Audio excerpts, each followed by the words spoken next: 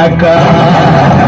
இருக்கோ இல்லையோ தெரியாது, ஒருவேளை இருந்தா சாமிக்கு வணக்கம்.